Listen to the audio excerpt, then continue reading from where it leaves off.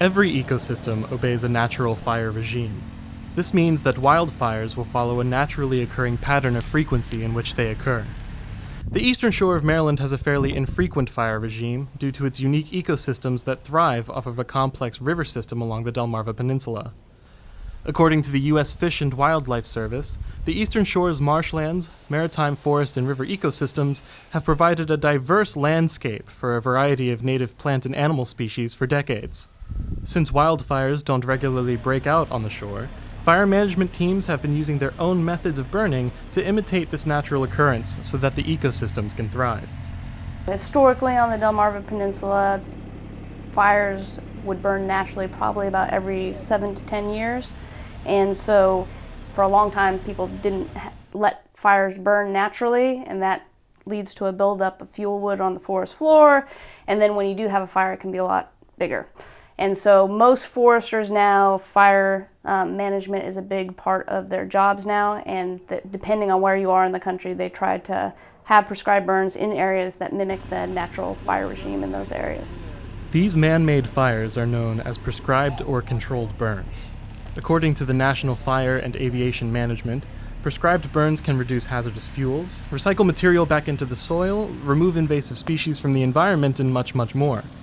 The eastern shore's marshland in particular is home to many native species that benefit from the frequency of these prescribed burns.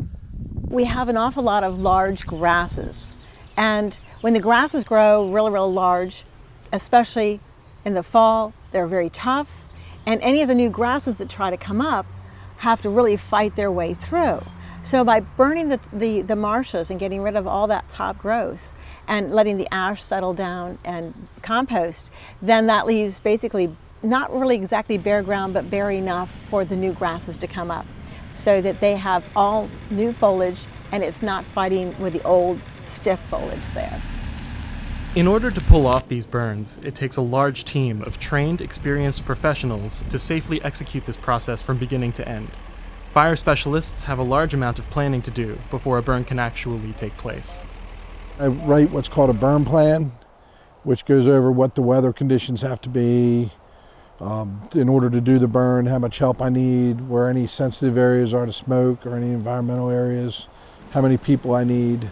Then I come out with a bulldozer or whatever and put in the control lines in order to do the burn, and then just wait for the weather. And then when the weather's right, I send out and try to get the crew together and come out and pull the burn off. The weather plays the biggest role in the safety of this process. Due to the unpredictability of weather conditions, fire management teams often don't know if a burn will take place until the day before it's scheduled to occur. Specialists must make sure that the weather conditions are near perfect before ever laying fuel to flame. If the humidity is too high, the fuels won't burn. If it's too low, it'll burn too hot and too hard to control the fire. Same with the winds. The winds, you want some wind, but not a whole lot of wind. You want wind to move the fire, but you don't want a lot of wind to blow the fire across your line. The air temperature has to be just right. If the air temperature is too hot, then you get too much of a kill, and you kill too much that you want to burn. Another key safety tool implemented by fire management teams is the use of control lines. These are lines created around the objective burn site that leave only material that cannot catch fire around the burn perimeter.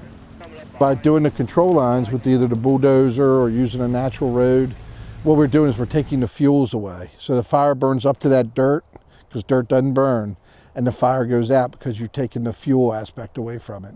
Now, if we use water to extinguish the fire, we're taking the heat away from the fire. Many people may think that setting an entire forest on fire sounds counterproductive to the regrowth of habitat and rejuvenation of an ecosystem. But prescribed burns are actually incredibly beneficial to the surrounding environment. The positives of the burn are you get new growth, you get browse and cover for the deer and the animals. Any trees that die are usually still standing, so you have bug habitat for turkeys, for quail, for deer. If you look at an area that's never been burned, it looks sort of like a pine tree desert, where there's just pine trees and no new growth underneath of it. Where if you look at some of this stuff, if you come back in 6 months, it looks like it's got warm season grass, it's got cover, it's got all kinds of habitat for animals, and a lot of different plants are able to grow because we open up the canopy to let more light in, and we burn off the duff layer so that the seeds can get down to the soil to germinate. These prescribed burns may seem extreme at first sight, but the benefits to the ecosystem are quite clear. This is just our way of mimicking Mother Nature's natural process to help preserve and enrich the habitats that are so valuable to us. When the smoke clears and new grasses begin to bloom, there will only be a flickering memory of the sight of fire on the shore.